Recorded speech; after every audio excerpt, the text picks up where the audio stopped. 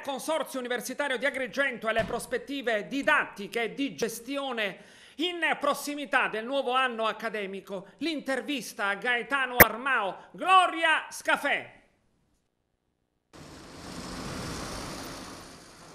Il Consorzio Universitario di Agrigento è da tempo ormai afflitto da innumerevoli problemi sia finanziari che di gestione.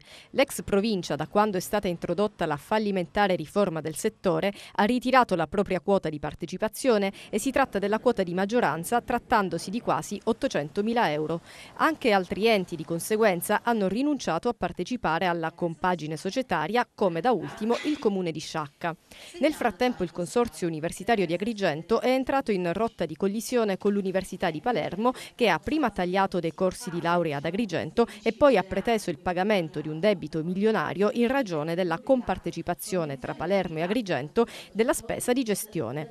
In tale contesto si inserisce l'avvento della nuova gestione amministrativa del Polo Universitario di Agrigento, affidata al professor Gaetano Armao. È stato instaurato un contenzioso giudiziario con Palermo in riferimento al pagamento del debito preteso e poi è stata potenziata l'offerta formativa introducendo ad esempio, già per il prossimo anno accademico, il corso di laurea in mediatore linguistico e culturale, ritenuto una figura professionale con ampie prospettive occupazionali nel futuro immediato.